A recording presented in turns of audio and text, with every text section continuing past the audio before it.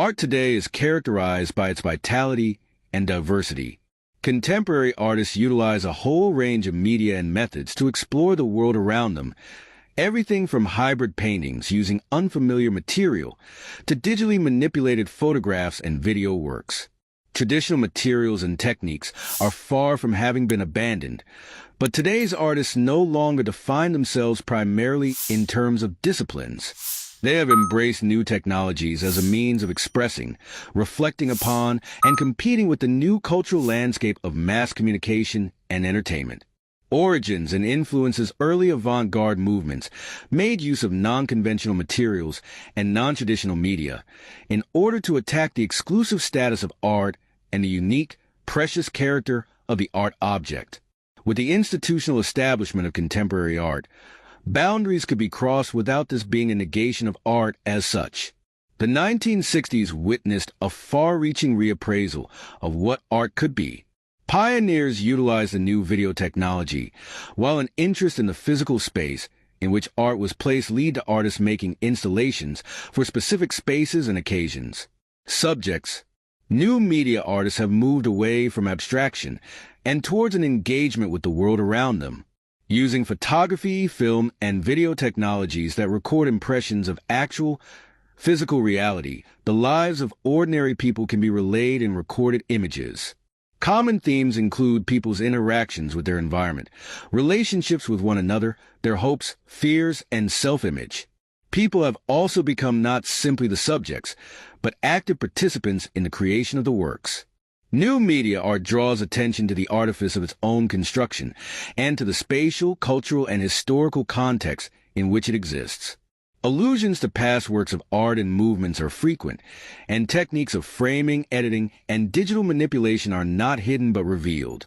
It is this reminder of the artificiality of all images that allows contemporary art to engage with mass visual culture, while maintaining a critical attitude towards it.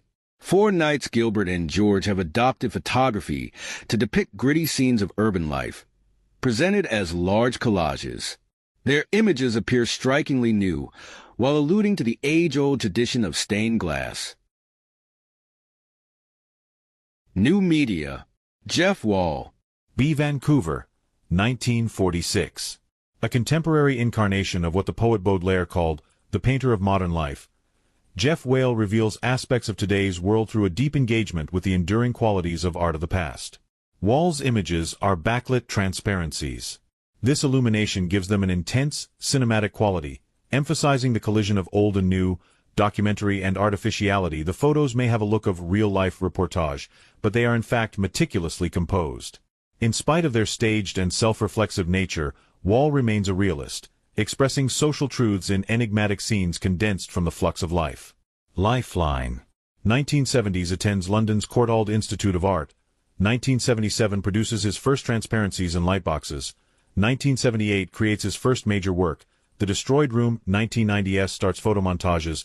2005 major retrospective at Tate Modern, London. 2007 major exhibition at MoMA. New York. Milk. A carton of milk is crushed in a moment of frustration, and a dramatic arc of white explodes against the rigorously perpendicular wall behind. Wall often makes carefully composed reconstructions of everyday mini-events, where violence erupts in a social setting. 1984, Transparency in Lightbox, 187 by 229 centimeters. Collection Frac Champagne Ardennes, Reims, France. Insomnia. Here, the glow of Wall's backlit transparency seems to reflect the coldly lit claustrophobia of the scene. The man on the floor is awake, and yet seems absorbed in some inner anxiety, oblivious to the room around him. 1994, Transparency in Lightbox, 174 by 214 centimeters. Kunsthal, Hamburg, Germany. The Destroyed Room. The theme of artifice is embedded in this work. The chaotic scene is really artfully composed. 1978, Transparency in Lightbox, 159 by 234 centimeters. National Gallery of Canada, Ottawa. Closer look. Artifice revealed. The constructed, set-like nature of the room is exposed by the struts visible through the door frame.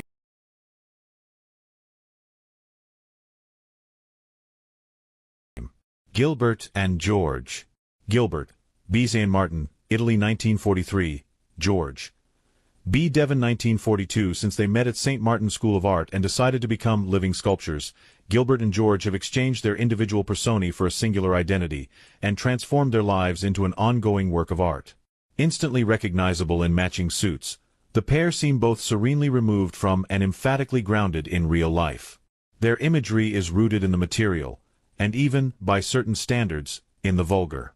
From grimy street scenes depicting drunks or graffiti, to pictures of naked bodies, human excrement, and bodily fluids, often their own, their work has caused controversy. As Gilbert and George see it, their role as artists is to represent and celebrate life in all its forms, including the seedy and the corporeal. Sex, death, love, hope, fear, and the search for meaning. These are a few of the universal human themes the artists communicate in a life and work that discovers the sacred in the profane. Lifeline. 1967. Gilbert Proesch and George Passmore meet while studying sculpture at St. Martin's in London. 1969. Make the short film The World of Gilbert and George. 1970. Perform together as the singing sculptures. 1980. Begin to apply bright colors to their photo works. 1986. Win the Turner Prize. 1987. Major exhibition at the Hayward Gallery, London. 1994. Naked Shit Works. 2007. Large retrospective held at Tate Modern in London. Attacked here, the artists appear miniaturized in fleshy-colored suits, and stand erect on the tips of a pair of tongues, that place where the viscous interior of the body interacts with the outside world. Fears of contagion are expressed in this alien and frightening landscape. 1991. Acrylic on canvas, 253 by 497 centimeters, private collection. The singing sculptures in this, their most famous early performance work, Gilbert and George, became what they called living or human sculpture. Covered with metallic paint, the pair moved slowly to a recording of the music hall favorite, Underneath the Arches. 1970. Performance. Andreas Gursky. B. Leipzig, 1955. Andreas Gursky documents our massively populated, urban-centered, global world as if with the detachment of an extraterrestrial visitor. What he appears to find is a vast mechanism or organic system, within which humans appear as tiny, anonymous elements. Gursky uses a large-format, wide-angle camera, enabling him to capture the awe-inspiring massiveness of the contemporary landscape, while simultaneously revealing every detail in sharp focus. This technique accounts for the non-hierarchical quality of the image. Because it has no central focus, it invites the viewer to scan it in an almost forensic manner. The hyperrealism is heightened by the large scale of the works, allowing the viewer to imaginatively step into each scene. Lifeline. 1980. Gursky begins studying photography at the renowned Kunstakademie in Dusseldorf. 1988. Holds his first solo show 1500. 2001. A retrospective of his work is held at MoMA in New York. 2007. Gursky's 99 cent becomes the most expensive photograph in the world when it is sold for over $3 million at auction. 99 cent. Viewed with Gursky's alien eye objectivity and detachment, the everyday activity of shopping begins to look distinctly strange. Gazing coldly at this supermarket scene, we are confronted with a contradiction. On the one hand, the choice of goods appears to be limitless. On the other, everything is reduced to the level of sameness. Each item is a standardized multiple, and even the price is the same. 1999. Photograph, 207 by 337 centimeters, private collection. Union raves seldom have the tensions between individualism and collectivity been better expressed than in Gursky's photos of raves. Scanning this image, we can identify individual personalities, dressed uniquely and doing their own thing, and yet they have joined together, as if in one body, for an ecstatic, collective celebration.